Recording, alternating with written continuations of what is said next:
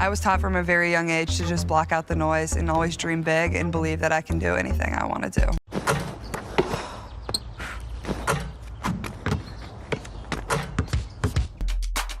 My name's Caitlin Clark, and I'm a point guard. Hey, Caitlin! Can you make it from there?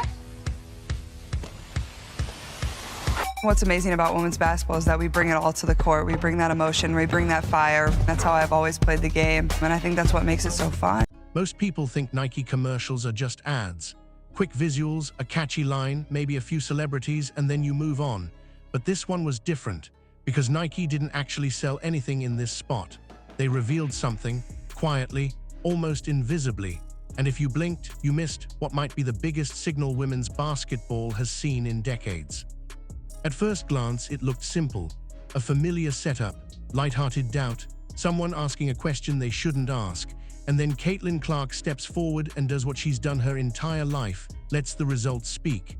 No arguing, no flexing, no explanation, just inevitability, shot up, shot down, conversation over.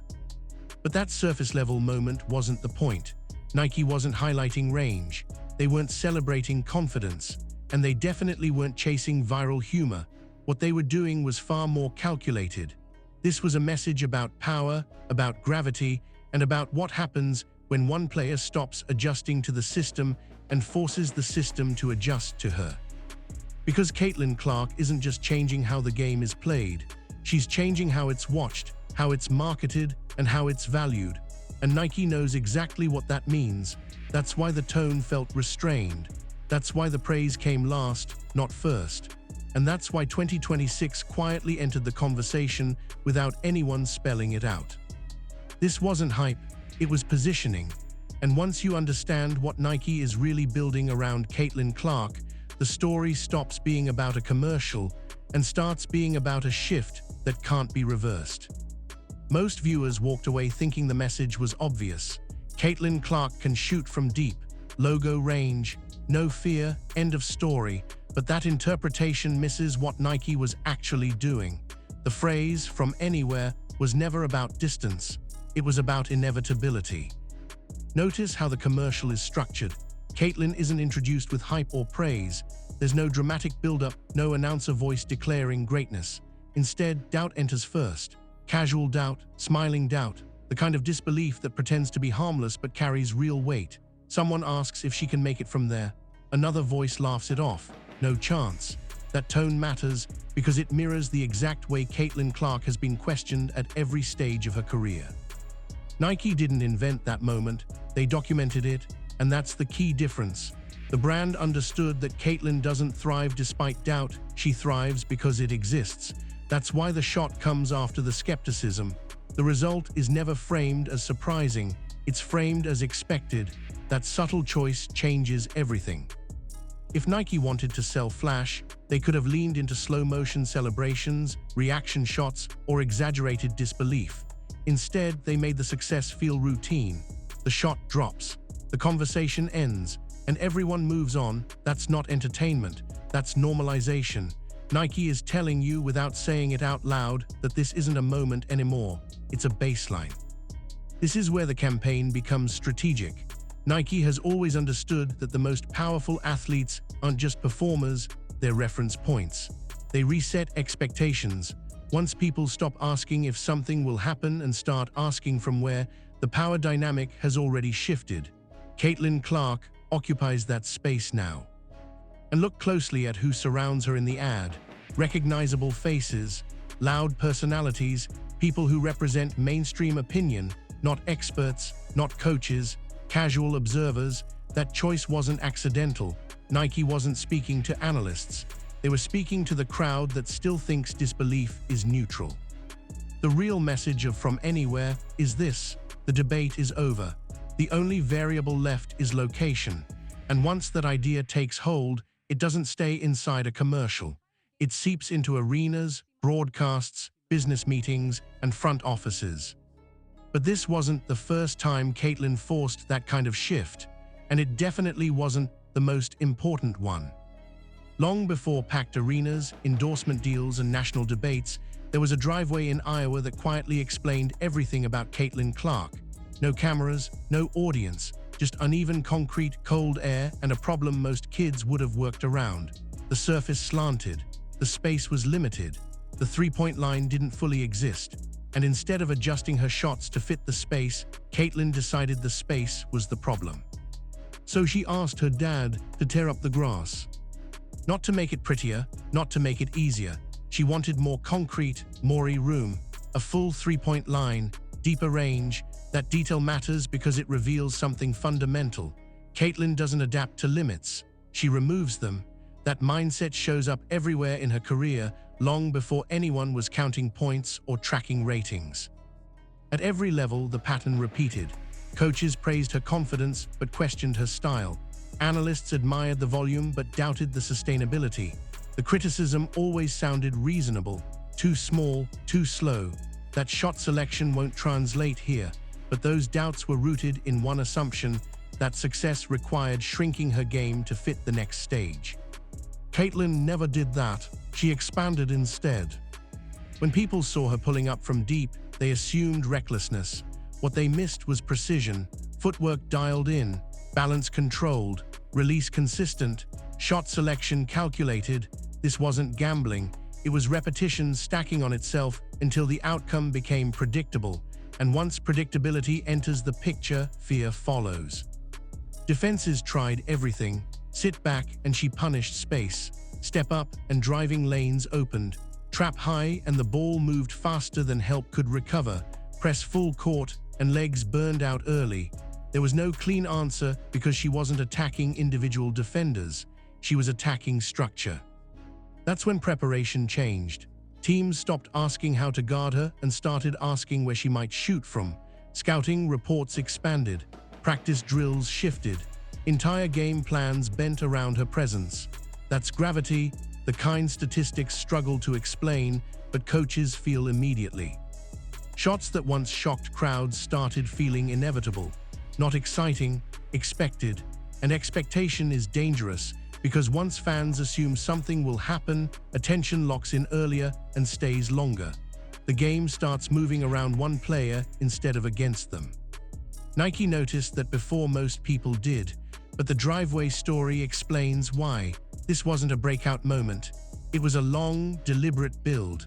And what looked like confidence was actually something sharper: control. And once control replaces chaos, the conversation doesn't stay about basketball for long. There's a moment in every great player's rise when defenses realize they're no longer dictating terms. With Caitlin Clark, that moment arrived quietly, then all at once. At first, teams treated her like a problem that could be solved. A shooter you chase, a scorer you pressure, a volume player you eventually cool off. That mindset didn't last long. Because the more teams adjusted, the clearer it became that adjustment was exactly what she wanted. Sitting back invited rhythm. Stepping up created driving lanes. Trapping high turned into instant ball movement that punished rotations before they were set. Full court pressure drained legs and exposed spacing early. Every defensive choice came with a cost, and Caitlin learned how to collect it. She wasn't reacting to coverage. She was reading structure and choosing the weakest point before the defense could breathe. That's when coaches stopped preparing for possessions and started preparing for probabilities. Where might she pull up from? How early do we pick her up? How much help can we risk without giving up something worse? Those aren't normal questions. Those are questions asked when a single player bends the geometry of the floor. And the effect wasn't just tactical, it was psychological. Defenders hesitated half a step earlier. Closeouts came a fraction late. That sliver of uncertainty mattered because Caitlin didn't need much space. She only needed commitment. The moment a defender leaned the wrong way, the decision was already made. The shot was up before the correction could happen. Fans felt it too. Arenas changed. People leaned forward earlier in games. Eyes followed her even when the ball wasn't in her hands. Anticipation replaced surprise. And anticipation is powerful because it keeps attention locked in long after the novelty wears off. This is where the narrative shifted. The conversation stopped being about whether her style would translate and started being about how much the game would need to adapt to keep up. That's not common, especially in a league that values structure and system play. But Caitlin didn't break systems, she stretched them until the seams showed. That kind of influence goes beyond highlights. It alters broadcast packing, defensive philosophy, and even roster construction. You don't just guard a player like this, you plan around the possibility that normal answers won't work. That's what Nike was watching closely, not her release, not her range, her impact, how space changed when she crossed half court, how behavior shifted in real time. And once impact becomes measurable, the conversation stops being about basketball and starts becoming about value. At a certain point, influence stops being a feeling and starts showing up on spreadsheets. That's when the tone around Caitlin Clark shifted again. Because while debates can live on talk shows and timelines, numbers have a way of ending arguments. When she played, ratings jumped. When she didn't, they dipped. Cities felt it immediately, ticket demand spiked. Merchandise moved faster, sponsors paid closer attention. This wasn't a slow, organic rise spread evenly across the league. It was concentrated, trackable, hard to ignore. Analysts began pointing out something uncomfortable for skeptics. One player was measurably moving the business. Reports circulating around the league estimated that Caitlin generated roughly $36 million in economic impact on her own during her rookie stretch.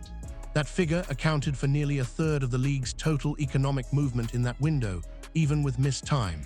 To be clear, those numbers are based on reported estimates and industry analysis, not official league tallies. But even as estimates, they landed like a shock.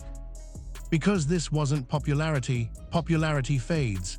This was structural pull. For the first time, the WNBA had concrete evidence that a single player could alter media behavior, consumer spending, and sponsor urgency in real time. That kind of leverage changes boardroom conversations fast. It reframes investment decisions.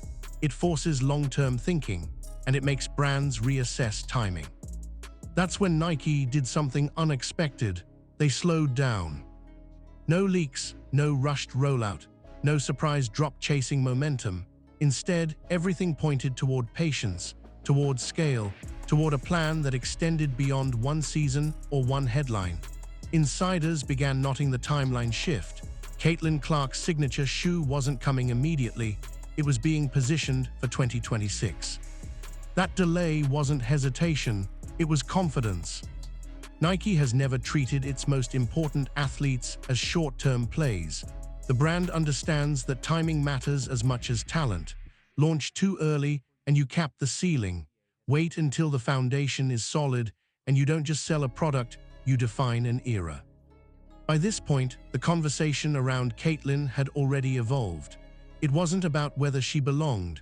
It was about how much the league would have to change to accommodate the attention she brought with her.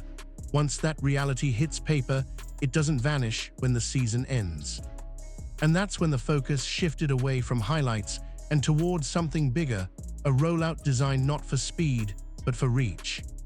The real surprise wasn't that Caitlin Clark was dominant on the court. It was how fast her presence started rewriting the economics around her. Women's basketball had seen stars before, but this was different. This wasn't a gradual rise or a feel-good storyline. It was an immediate jolt that forced everyone paying attention to recalibrate expectations. When Clark showed up, the league didn't just gain viewers, it gained urgency. Games featuring her became events. Networks saw spikes that didn't follow normal patterns. Ratings didn't rise evenly across the schedule, they surged when she played and cooled when she didn't. That contrast told a clear story. Fans weren't just watching teams, they were watching her. Cities felt it too. Ticket sales jumped. Secondary markets tightened. Merchandise moved at a pace the league hadn't experienced before. Sponsors didn't need convincing, they needed availability. According to widely circulated industry estimates, Clark was responsible for roughly $36 million in economic impact, accounting for nearly 27% of the league's total impact during that stretch. These figures are based on reported analyses, not official league numbers, but even as estimates, they were impossible to ignore. That's when the conversation changed. This stopped being about hype or popularity and started becoming about leverage. One player had proven she could move the entire ecosystem. That kind of influence doesn't just attract attention, it reshapes negotiation power. Media deals look different. Sponsorship conversations shift tone. Long-term planning becomes unavoidable. And this is where Nike made its most telling move. Instead of capitalizing immediately, Nike slowed everything down. No rushed signature launch, no sudden flood of product, no attempt to squeeze momentum for short-term gains. The decisions signaled something deeper. Nike wasn't chasing Caitlin Clark's moment. They were preparing for her era. The projected 2026 timeline wasn't an accident or a delay due to uncertainty. It was alignment. By then, the league's growth curve would be clearer. International interest would be stronger. Youth pipelines would be deeper. Nike understood that Clark's value wasn't peaking, it was compounding. This patience separated Clark's situation from most endorsement stories. The brand wasn't asking how much they could sell right now. They were asking how big this could become if done correctly. And once a company like Nike starts thinking in decades instead of quarters, it's a signal that something foundational is taking shape. Because at that point, the question wasn't whether Caitlin Clark was good for women's basketball. The numbers had already answered that. The real question became how far this influence could stretch and who was ready to build around it. In a sports world addicted to speed, Nike choosing to wait was the loudest statement they could make. Most signature deals follow a predictable path. Momentum spikes, social media buzz explodes, and a product is rushed to market before the conversation cools. That formula works when the goal is attention.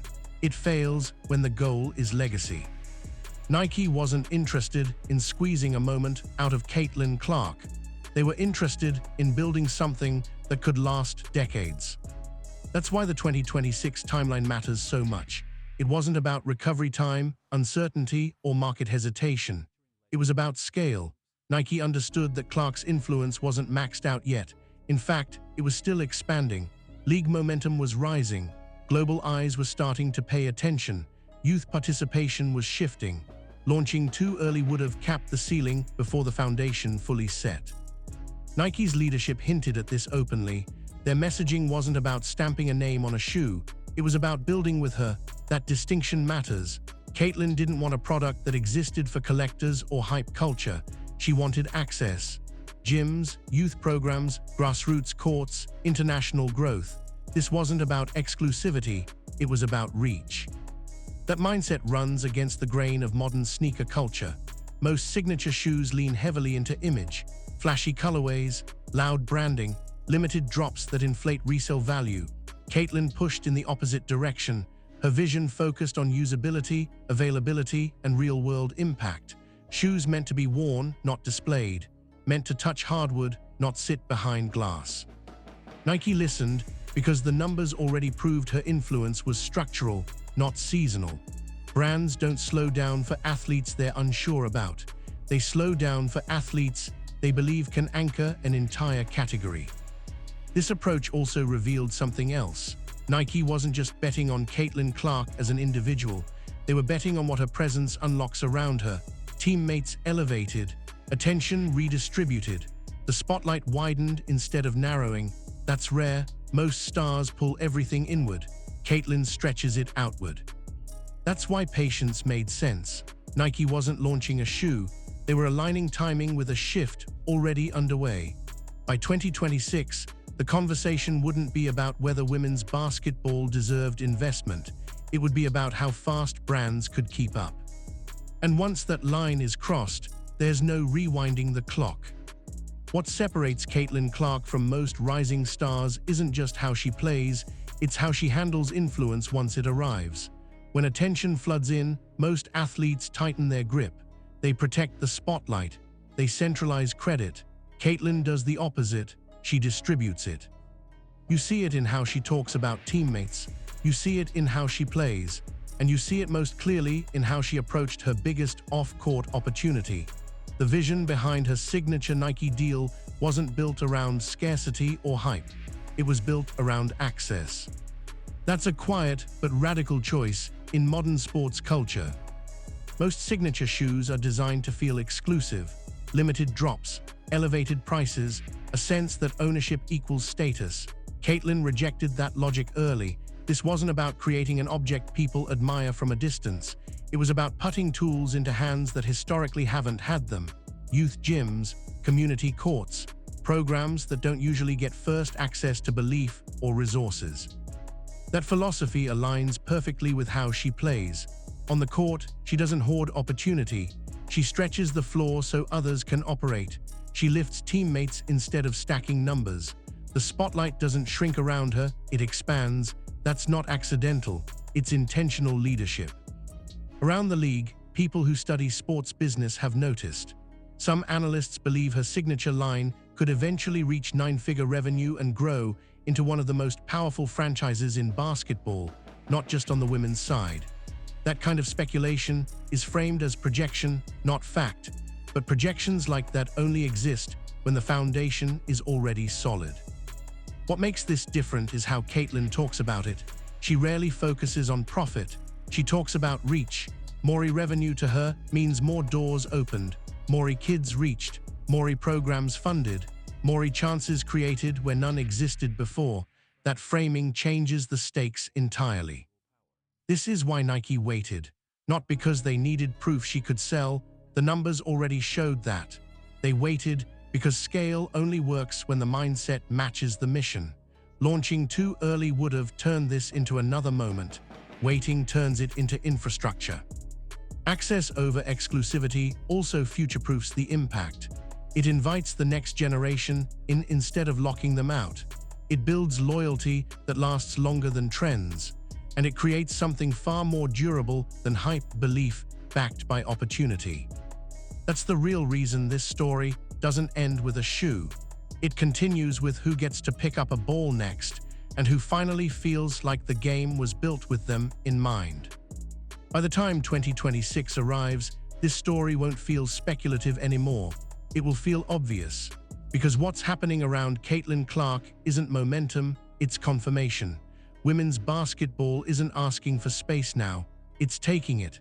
And once that shift happens, there's no rewinding to how things used to be. For years, growth in the league was discussed in hypotheticals: if the stars align, if the audience sticks, if brands commit. Caitlyn's rise collapsed all of those ifs into real data. Ratings followed her, cities adjusted around her schedule, business models evolved in response to her presence. That doesn't describe a moment, that describes a movement. This is why 2026 matters so much, not as a prediction, but as a marker, a point where long-term investment, global branding, and cultural attention fully converge. WNBA won't be viewed as a developing product by then. It will be treated as a stable, scalable platform, one capable of producing stars who move markets, not just headlines. Nike understood that timing better than anyone. They didn't wait because they were unsure. They waited because they were certain. Certain that Caitlyn Clark wasn't an exception, she was proof. Proof that belief, when paired with infrastructure, can unlock demand that was always there but never fully supported. What makes this shift even more durable is Caitlyn's role within it. She isn't positioned as a lone icon standing above the league. She's positioned as a connector, someone who pulls teammates forward, someone who widens opportunity instead of bottlenecking it. That matters because movements fail when they rely on one person. They last when that person builds pathways for others. You can already see it. Young players watching differently, fans leaning in earlier, conversations changing tone, skepticism getting quieter, not because it was argued away, but because it ran out of evidence to stand on. The signature shoe isn't the finish line, it's a signal, a confirmation that women's basketball has crossed into a new phase, one where stars are treated as foundations, not experiments. Real money, real patience, real global intent. Caitlyn Clark didn't force this shift with speeches or demands.